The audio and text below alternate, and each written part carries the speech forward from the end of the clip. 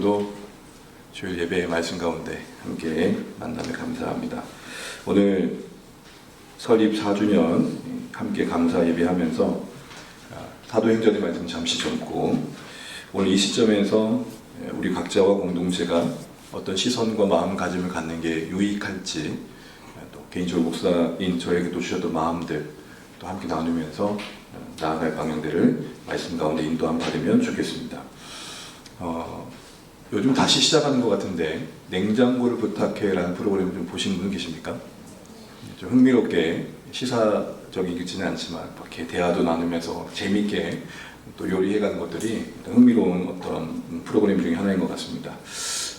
지금 시즌은 아니고 이전 시즌에 어떤 한 배우가 그 음식을 먹고 울컥했던 장면이 저기에 각인되었었습니다. 그러니까 다른 것이 아니라 어디서도 못 봤던 어머니가 해주셨던 그 찜 요리를 맛봤을 때였습니다. 최대한 그 요리사가 그 어머니의 입맛을 재현해내려고 해도 사실은 일치하기 어려웠을 텐데 마침 그때 그 요리는 그 배우에게는 어머니를 기억나게 하는 음식이었습니다. 바로 이와 같은 음식을 뭐라 그러냐면 소울푸드다 그럽니다. 원래 이 소울푸드라는 의미는 역사적으로는 미국의 남부 지역의 아프리카 계열, 그러니까 흑인 계열의 어떤 사람들에 의해서 발현된 이야기입니다. 그들이 그 억압 속에서 노예 생활하면서 백인들이 던져준 음식과 남겨진 음식들을 먹으면서 그 음식으로 생계를 유지하고 살아갔던 거죠. 그걸 이제 소울푸드라고 하는 겁니다. 그래서 그걸 먹으면서 자신들의 역사가 생각나고 애쓰고 고생했던 이야기들을 떠올리게 되는 거죠. 이게 좀 확장되어 가지고 우리 마음을 다독여주고 어떤 아름다운 기억을 소환시켜줘서 음식이지만 우리를 따뜻하게 감싸 안아주는 그런 음식을 보통 우리가 소울푸드라고 합니다. 여러분에게 소울푸드가 뭡니까? 어떤 분에게는 자글자글 끌어대는 된장찌개가 그럴 수 있을 것 같고 각자에게 어떤 소울푸드가 있으시죠? 그걸 먹으면 왠지 괜히 힐링되는 것 같은 벌써부터 지금 아침을 안 들고 오신 시점에 설교 도입부부터 계속 먹는 이야기만 하고 있는 게 죄송스럽긴 한데 그럼 통계적으로 보면 어디서 통계를 내냐에 다를 수 있을 텐데 대한민국의 소울푸드의 1위는 뭘 것 같으세요? 된장찌개. 또요. 이건 맞추신 분에게 상금을 드릴 수는 없고 뭐가 해야 될까요? 여러분 어떻게 생각하세요? 각자의 소울푸드를 얘기하시면 되죠.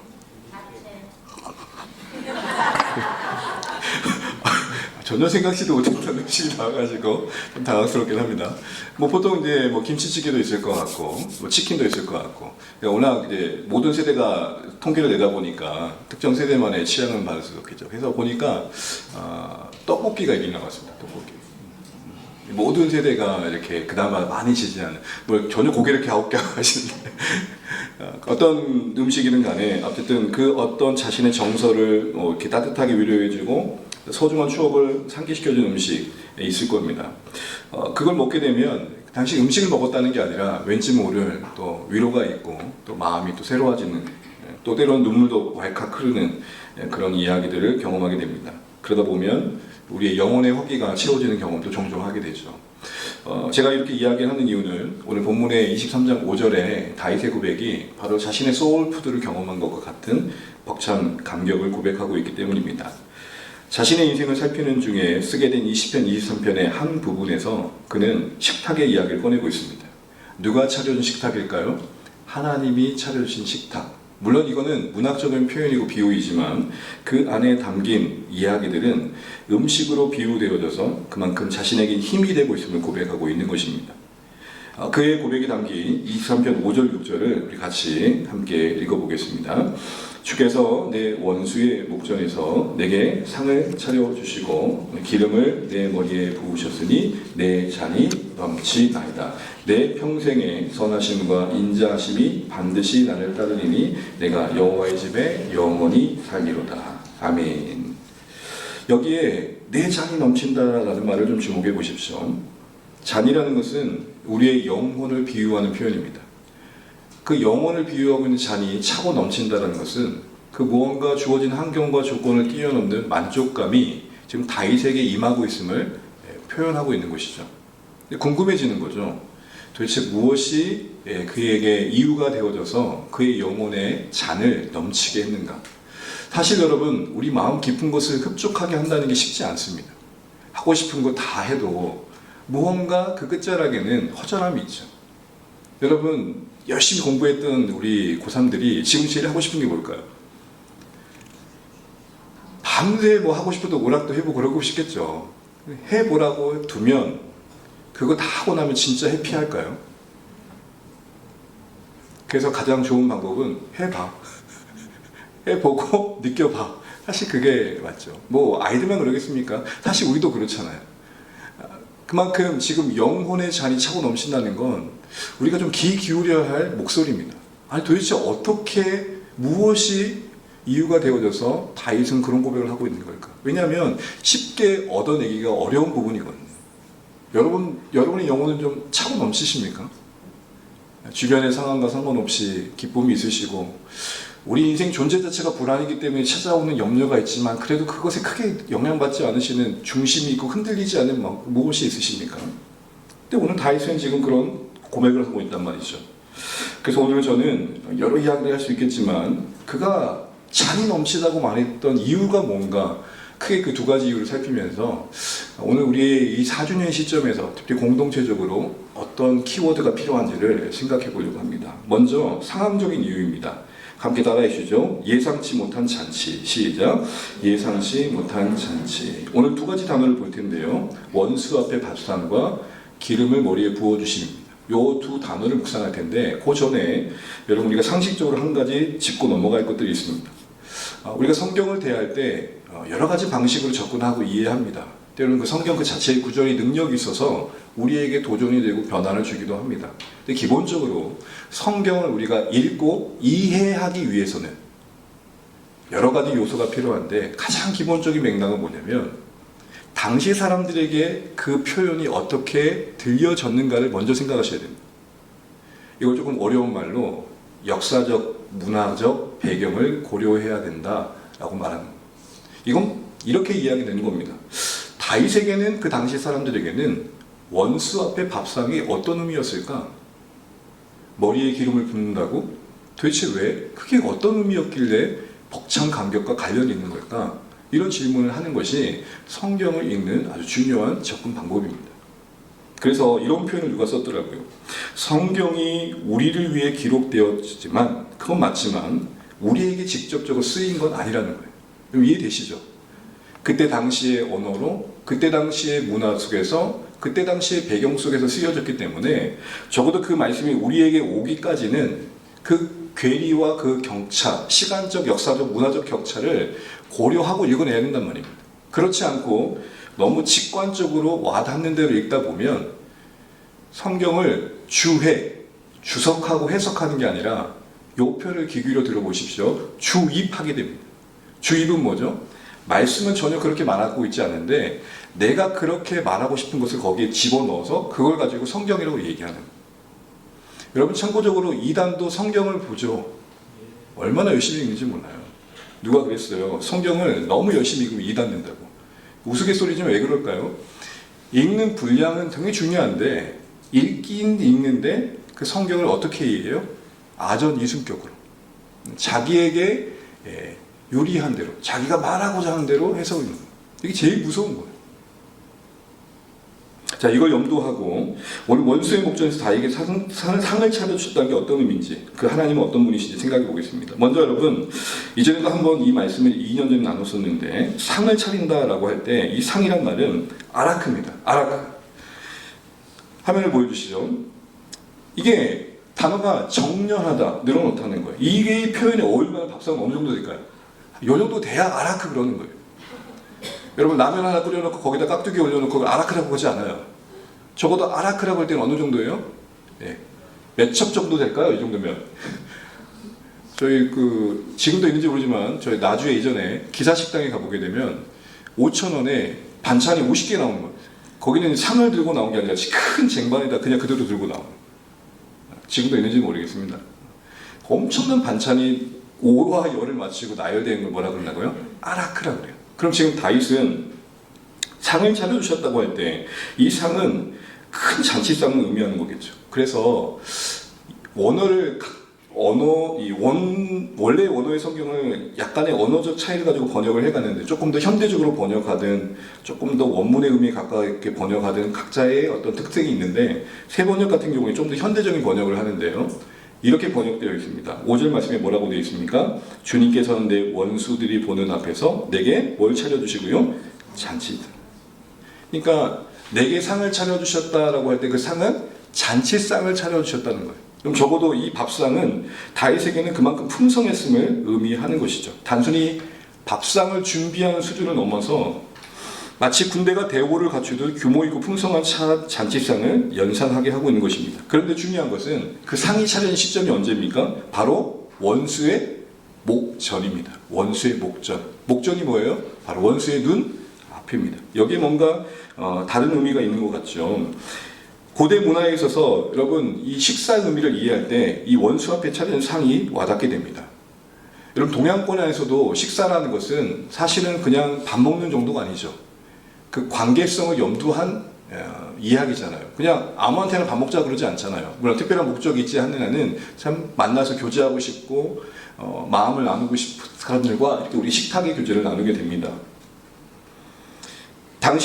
그 당시에는 이 밥상이라는 것은 함께 밥을 먹는다는 것은 그 밥상을 차려준 자와 함께 한다는 것은 서로가 하나됨을 말하는 언약적인 서원이었습니다. 그러니까 묶여 있다라는 거죠. 그 무엇도 나눌 수 없다는 거죠. 특별히 하나님이 차려주신 밥상에 다윗이 떡하니 앉아 있는 것은 그것을 보고 있는 원수들의 입장에서는 이걸 깨닫게 하는 겁니다. 하나님이 다윗의 편이 되어주고 계신다. 하나님이 다윗을 위해주고 계신다.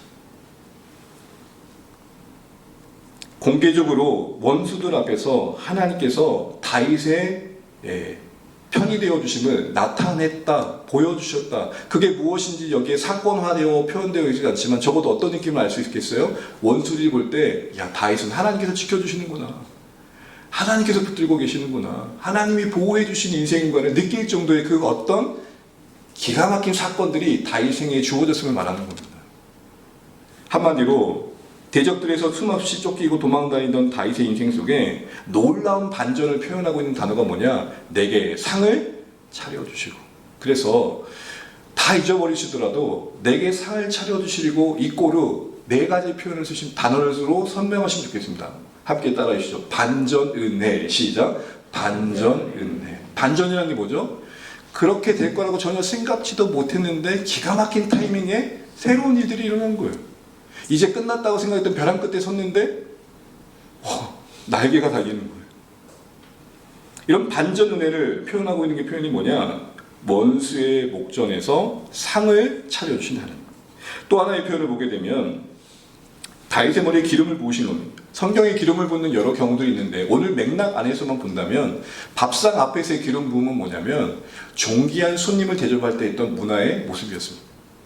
그러니까 당시에 이렇게 상차림 속에 이렇게 함께 밥상을 나눌 때 참 기빈이 올 때 그 주인 입장에서는 그 기부인에게 예우를 갖추는 차원에서 뭘 하느냐? 뭘 해요? 기름을 부어줬다는 거예요.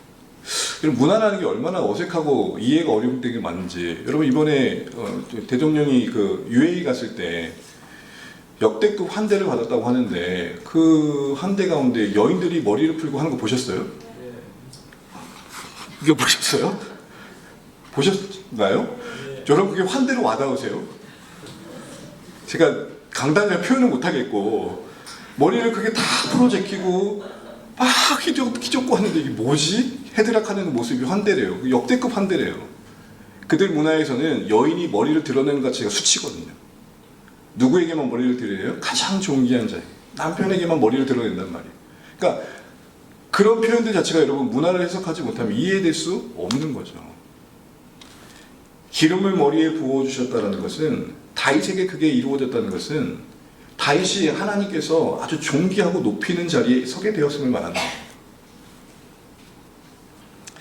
특별하고 소중한 존재로서 원수들 앞에서 증명해 주셨다는 거죠. 그럼 정리해 보면 다윗에게서 이런 신앙의 경험들은 결국 놀라운 반전의 은혜로 자신을 높여주신 하나님의 일하심에 대한 간증임을 알게 됩니다.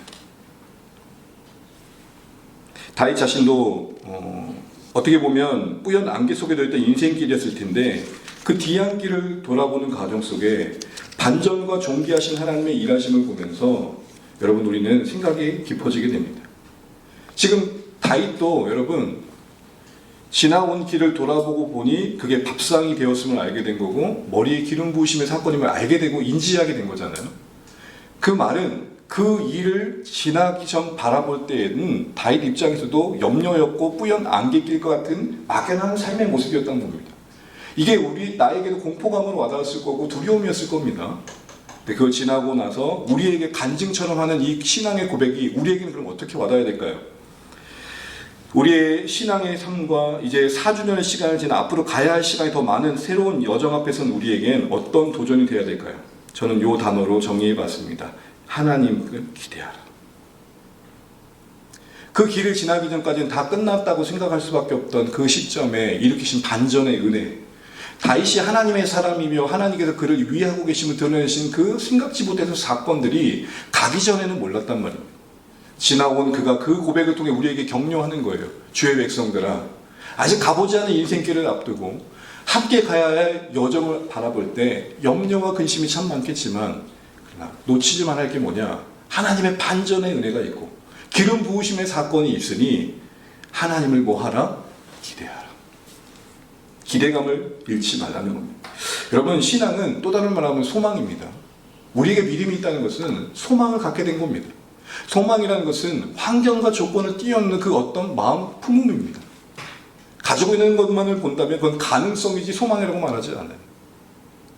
결핍이 있고 제약이 있고 제한이 있지만 하나님이 이 연약한 인생을 통해 하실 일이 있다라는 생각, 그것이 소망이 되어 갖는 게 기대감이라면 여러분, 기대감은 가장 신앙적인 언어입니다. 문제는 이 기대에 하나님을 묶어두는 게 문제일 수 있겠죠. 나의 기대에 하나님을 끌고 와서 붙들어 매는 게 문제겠지만 기대감을 갖는 것 자체가 문제는 아니란 말입니다. 바꿔 말해서 내 안에 믿음이 살아있고 하나님이 살아계심을 적어도 믿는다면 우리 안에 적어도 확인돼야 할 중요한 것 중에 하나는 뭐냐면 기대감입니다. 기대감이 있는 신앙의 삶, 우리의 일상을 한번 살아가고 이제 돌아보게 된다는 것이죠. 기대감을 갖는 건 여러 가지 표현할 수 있겠지만 전 세 가지로 한번 정리를 해봤습니다. 첫 번째는 기다릴 줄 아는 평안입니다. 누군가의 기대가 없으면 실망도 없으니 편하다고 할지 모르지만 사실은 우리가 신앙적으로 살아가면서 우리 시간에 하나님께서 일해 주시지 않는다 할지라도 하나님은 여전히 모든 것을 합력하여 일을 해가신다는 믿음 속에서 하나님을 신뢰하고 그 시간표를 신뢰하면서 기다리는 내적인 평안을 갖는 것, 그게 기대하는 모습입니다. 그래서 기대가 있다는 것은 흔들리지 않는 기다림으로 증명되는 겁니다. 두 번째로는 새로운 길을 여실 거라는 믿음으로 담대히 나아가는 용기일 것입니다. 다시 말해 기대감은 행동을 낳는다는 겁니다. 우리 삶에 그러기에 신앙적으로 좀 경계해야 할 것 중에 하나는 무력감입니다. 권태감입니다. 관계 속에 권태가 임하게 되면 어떻게 될까요? 아무런 감동도, 아무런 감격도, 그 어떤 것도 바라볼 수 없게 되죠. 기대감이 새로운 길을 여실 거라는 믿음으로 승화되는 것은 오늘 우리 삶에 포기하지 않은 이 선택으로 이어지게 되는 겁니다. 작은 순종이라도 계속 쌓아가고 그것을 꾸준히 이어가는 거죠. 여러분, 여리고성이 무너진 것들을 기억해 보십시오. 여리고성이 어떻게 무너졌습니까? 여리고가 큰 성이었을 때 대열을 갖춰가지고 이스라엘 백성들이 돌게 되죠. 그 대열을 보면 예배의 행위였습니다. 전쟁을 해서 이긴 게 아니라 하나님께서 하신 대로 순종해서 승리하게 되는데 한번 질문을 한번 던져보시죠. 매일같이 몇 바퀴를 돌았죠? 한 바퀴를 돌았고 마지막 날 몇 바퀴를 돌았어요? 7바퀴. 그럼 7일 동안 총 몇 바퀴를 돈 겁니까? 아유 주여, 갑자기 6 플러스 7이니까 13바퀴를 돈 건데 마지막 바퀴 돌 때는 어떻게 했습니까? 나팔 소리와 함께 앞에선 양각 나팔을 부는 지세성 소리와 함께 뭘 들려요? 함성을 지르게 됩니다. 질문입니다. 한 바퀴 돌 때 성벽에 금이 갔습니까? 두 바퀴 돌 때, 세 바퀴 돌 때, 마지막 두 바퀴를 돌 때 금이 갔었나요? 전혀 어떤 것도 없어요. 근데 만약 바꿔서 하루 한 바퀴 도는데 푸치식 소리가 나요. 두 바퀴 도는데 푸치식 소리가 나요. 여러분 세 바퀴 돌 것 같아요? 못 돌 것 같아요? 여러분이 겁나 기대해보죠. 이제 내일 어디까지 무너지려나. 아무런 변화도 없고 무너지는 흔적도 없는 상황에서 매일 돈다는 게 얼마나 힘들어요. 기대감은 뭐죠? 아무 일도 일어나지 않는 가운데서 조각 하나를 놓을지 않은 소망의 시선의 행동인 것입니다. 세 번째로는 현재의 조건을 기준으로 미래를 보지 않는 판단입니다. 상황이 아니라 하나님께 시선을 두는 것이죠. 결국 이렇게 보면 기대감이라는 것은 하나님께 시선을 둔 열매라는 것을 우리가 알게 됩니다. 홍해를 건널 때도 바다가 갈라지고 건너는 것을 기대를 했겠습니까? 광야의 여정을 걷게 될 때 매일같이 양식이 마르지 않고 떨어지지 않을 것을 생각이라도 했겠습니까? 이처럼 조건을 뛰어넘어 하나님의 일하심을 볼 줄 아는 그 시선 속에서 기대감은 만들어지게 되는 것이죠. 그렇게 본다면 하나님을 향한 시선을 기대임이라고 본다면 그 크신 하나님의 사랑과 능력과 성실에 우리를 맡겨드리는 기대가 그 기대임이 신앙이란다면 기대감은 그 신앙의 열매가 되는 것이죠. 단순한 낙관이나 근거 없는 긍정이 아니라 하나님이 누구시지? 하나님이 어떤 분이시지? 거기에 시선을 둔 자가 그 마음속에 그 묵상의 무르익음 속에 현실의 기다림을 선택하고 때론 새로운 시도를 선택하고 아무 변화가 없지만 오늘도 내가 해야 할 순종의 일들을 해가는 그게 기대감의 모습인 것입니다. 사랑주안에 가진 여러분, 그런 의미에서 기대한다는 건 하나님의 성품의 기대의 열매입니다. 이거를 기억하시면 되겠습니다. 부푼 꿈을 갖는다는 건 의욕과 각오와 의지의 문제 이전에 내가 믿고 내가 알고 있는 하나님이 누구이신지에 대한 묵상의 길러냄 속에 채워져 가는 마음. 목사인 제가 의욕만 있고 계획과 열망만 있다면 저희 기대는 곧 꺾이고 말 겁니다. 그러나 신앙 안에서의 진정한 기대는 하나님께 기대됩니다. 그럼 우리가 기대감을 잃지 않는 신앙을 하기 위해서는 하나님께 기대는 시간들을 더 많이 가지셔야 돼요. 현실의 상황이 보여지는 여건이 우리를 주눅들게 하고 더 염려 가운데 우리를 몰아갈 수밖에 없는 것을 우리가 압니다. 그럴 때 우리가 해야 될 건 뭐죠? 내가 믿고 섬기는 하나님이 누구신가? 나를 부르신 하나님이 누구신가? 우연처럼 반복되는 이 일상 속에 진정한 주권자는 누구신가? 여러분, 우리가 어저께까지 말라기로 끝으로 구약을 살펴봤지만 각각 다른 말을 한 것 같지만 궁극적으로 하는 말은 뭐죠? 역사의 주관자가 누구신가? 그걸 끝없이 말씀하시고 이스라엘을 설득해 가시잖아요. 이런 차원의 내용들이 바로 오늘 내 잔이 넘칩니다라고 고백했던 다윗의 근원적인 이유와도 맞닿아 있습니다. 하나님에 향한 기대가 기대함을 만든다라는 것은 오늘 이 다윗이 내 잔이 넘친다고 고백했던 그 고백 속에서도 그것이 확인된다라는 것입니다. 하나님에 향한 기대에서 흘러나온 신앙의 열매가 결국 기대라는 것을 오늘 이어지는 확인된 이유에서도 보게 된다는 것이죠. 그런 의미에서 두 번째 이유를 보시게 되면 두 번째 이유는 바로 앞서 상황적 이유와는 좀 다르게 근원적인 이유가 오늘 다윗에게 이런 벅찬 감격을 만들었음을 보게 됩니다. 그 근원적 이유는 죄송하지만 한번 따라해 주시죠. 자격 없는 자에게 베푸시는 밥상. 시작. 자격 없는 자에게 베푸시는 밥상. 앞서 반전의 은혜와 존귀케 하심이 있었다면 이제 오늘 이 근원적인 이유를 살펴보면 자격 없는 자에게 베푸신 밥상 앞에서의 눈물이었음을 확인하게 됩니다. 여러분, 내 잔이 넘친다라는 이 벅찬 감격에 깊은 감사가 있음을 볼 줄 알아야 된다는 것을 말씀드리는 것입니다. 풍성한 잔치상, 기빈 대우, 얼마나 대단한 겁니까? 그것도 참 귀한 일이었지만 사실은 바울을 더 이 밥상 앞에 눈물지게 했던 것은 또 다른 차원의 내용이었습니다. 그것은 다른 것이 아니라 그 밥상 앞에서 자신의 모습을 보게 되었다. 그렇게 볼 수 있는 이유 중에 하나는 여러분 오늘 지금 시편 23편은 1절부터 6절까지 연속성을 갖고 있는 것을 염두하셔야 됩니다. 1절 따로, 2절 따로, 3절 따로, 5절 따로가 아니라 언젠가도 한번 나눠볼 기회가 있겠지만 스토리예요. 그러니까 여러분 전집 1권부터 10권이 있으면 8권만 보고 읽을 수는 있겠지만 8권만 가지고 이해하면 됩니까? 안 됩니까? 안 되죠. 그 전체의 스토리 속에 한 권이잖아요. 그런 의미에서 본다면 5절에 원수의 목전에서 상을 차려주신다는 것은 그 위에 뭐가 있어요? 사망의 음침한 골짜기를 지난 뒤의 고백이라는 것을 보셔야 돼요.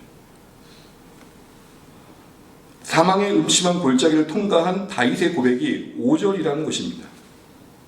여러분 한번 생각해 보시죠. 사망의 음침한 골짜기가 어떤 곳이죠? 사망의 기운이 느껴진다는 거예요. 당시에 이 지역의 팔레스타인 지역의 목자들이 양떼를 데려갈 때 이 풀을 따라 계절에 따라 풀이 나는 곳이 다르니까 이동할 거 아닙니까? 그러다가 부득이하게 가까운 곳에 풀이 떨어지고 나면 고원 지역에 아주 먹기 좋은 풀이 있다는 것을 알고 있기 때문에 고원 지역으로 데려가게 됩니다. 그런데 여러분 그 과정 속에서 협곡을 지날 수밖에 없게 돼요. 지형상. 그럼 여러분 목적하는 바는 푸른 초장 정말 좋은 풀밭으로 데려가고 싶지만 양대들의 입장에서 뭘 경험하게 돼요?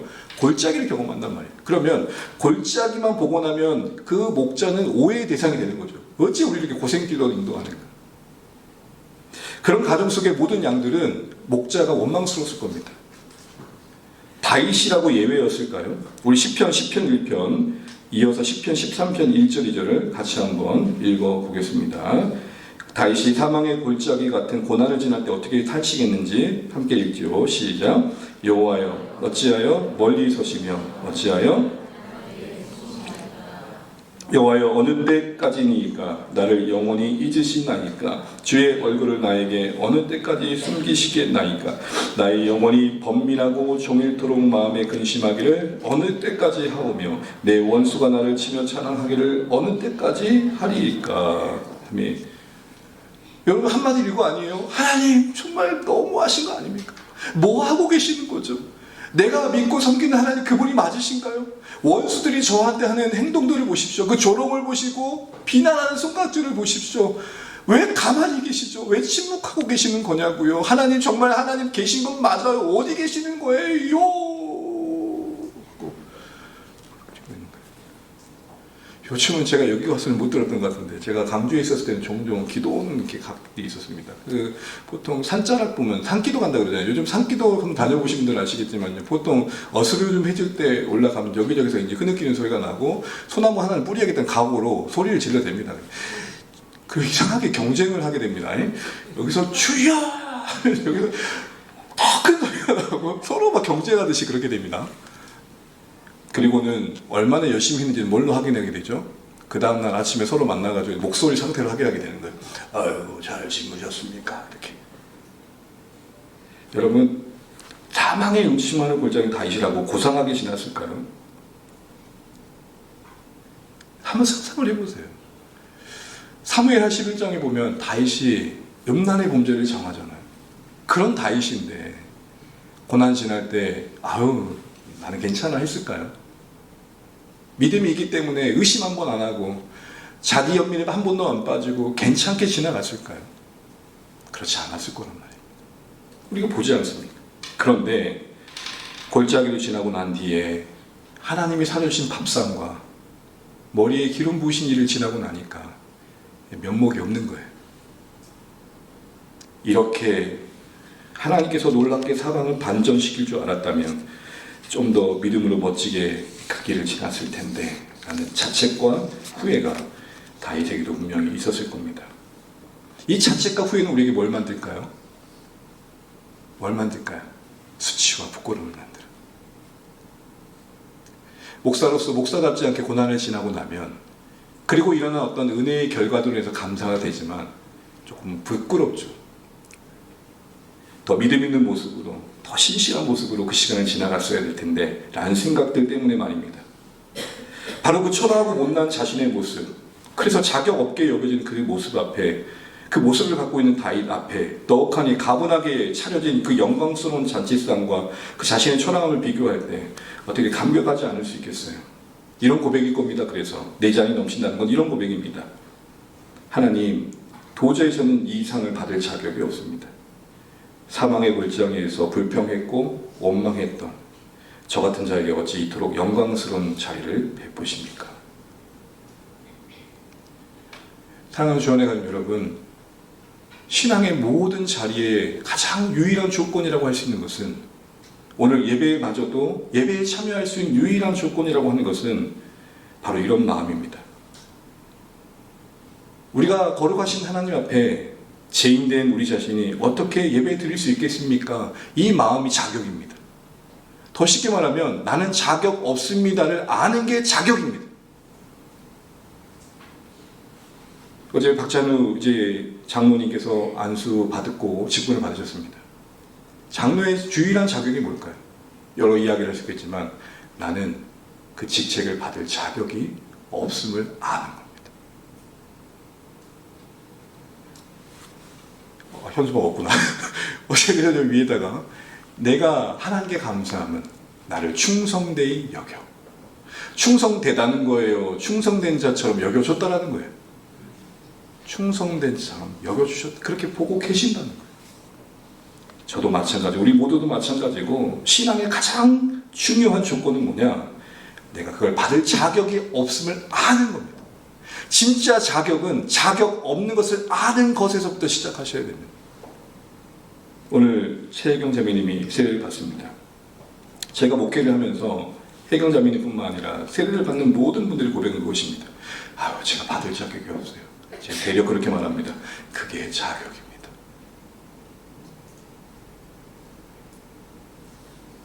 하나님의 은혜를 받을 자격이 내게 없음을 아는 게 자격입니다.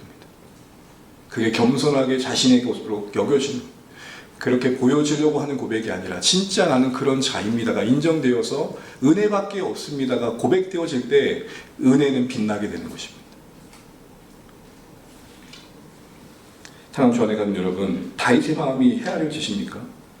결국 다윗 그 기쁨의 근원은 원수 앞에 차려진 밥상도 머리에 기름 부으심도 아니라 아무 자격 없는 자신을 향해 쏟으시는 이해할 수 없는 하나님의 그 사랑, 그 놓치지 않으심, 끝까지 책임져 주심에 있었음을 보게 됩니다. 그래서 6절에서 자연스럽게 이렇게 고백을 하는 겁니다. 함께 읽어볼까요?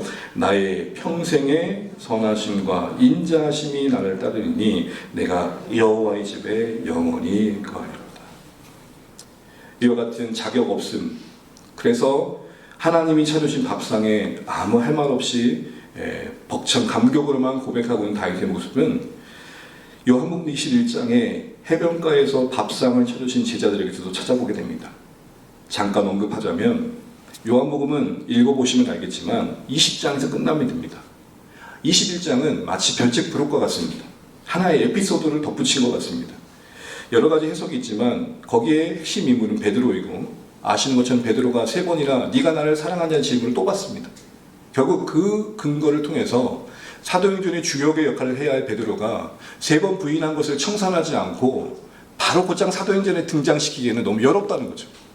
그래서 요한복음 21장을 통해 다시 한번 위신을 회복시켜줄 사건으로서 쓰여지고 있다고 해석하기도 합니다. 어쨌든 그곳에서 하나님께서는 실패감에 실망감에 다시 고기를 잡으러 간 제자들을 부르셔가지고 기다리신 가운데 그들이 고기 잡고 오시는 동안 조반을 차려놓으십니다.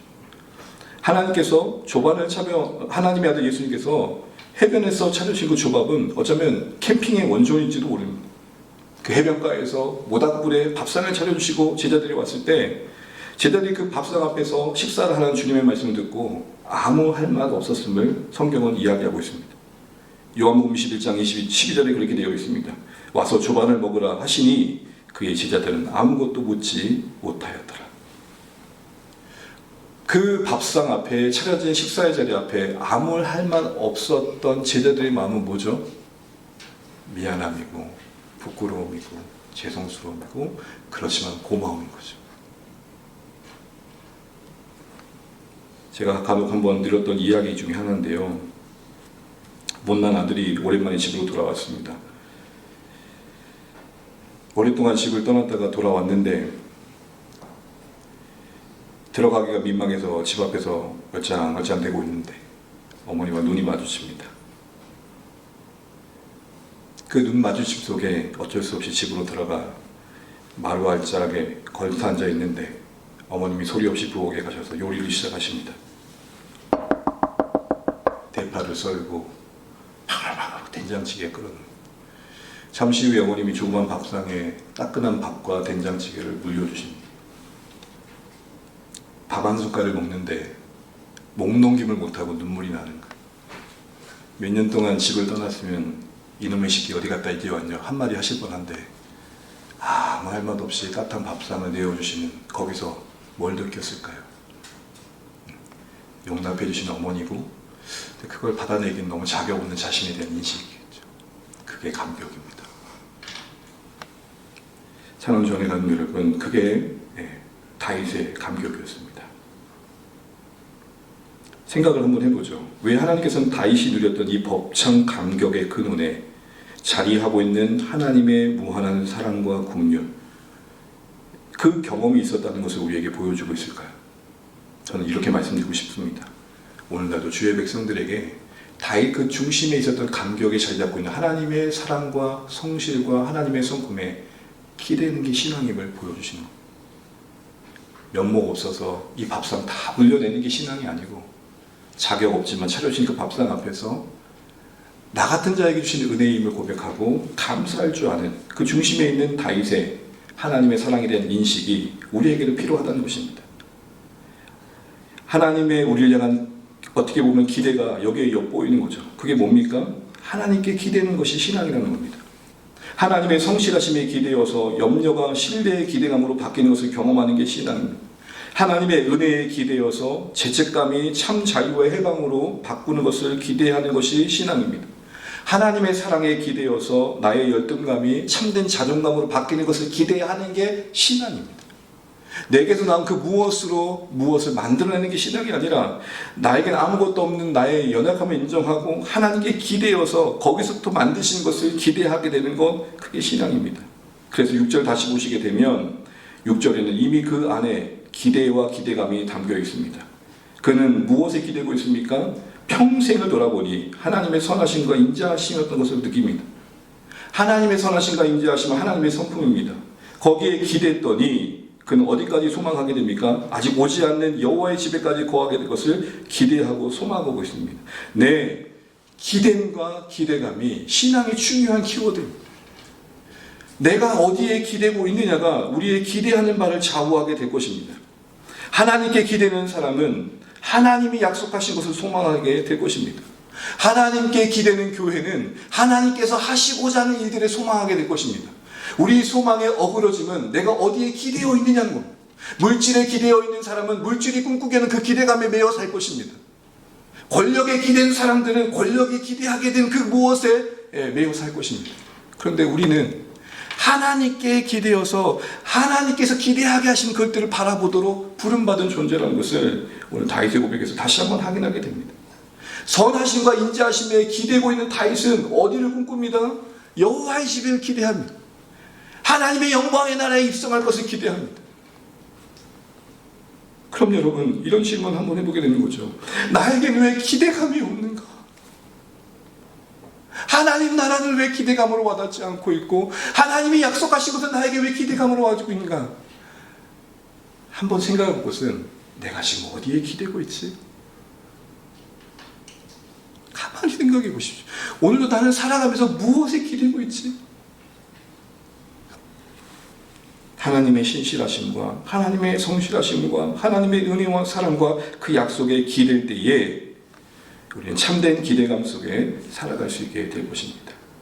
말씀을 믿겠습니다. 사랑하는 주 안의 가족 여러분, 4주년을 맞이하면서 저는 이 두 가지 키워드가 또 한 번에 또 돌아보는 시간이 주어지기까지 우리 마음에 새겨지시면 좋겠습니다. 그것은 다른 것이 아니라 기대임 속에 품게 되는 기대입니다. 하나님 나라를 기대하십니까? 만약 그렇지 않다면 여전히 여러분 하나님 아닌 다른 것을 의지하고 계시는 겁니다. 오늘날 같은 경우에는 페이스북이라도 하고 페이스톡이라도 하지만 옛날같이 통신이 제한됐을 때는 약속된 날을 기다리는 것은 그 사람이 너무 보고 싶을 때입니다. 여러분 추억 속에 그런 일 있으신가요? 삐삐 음성항목이라도 그 줄 서 있던 거? 그때 제 친구 하나는 저를 놀라고 했죠. 시티폰 있는데 이러고 놀랐죠. 여러분, 기다림이, 그날이 간절히 바라시는 것은 그 기다림의 대상이 기대는 대상이 될 때입니다. 하나님 나라가 기대되는 사람들은 하나님을 평생 의지하고 있는 자입니다.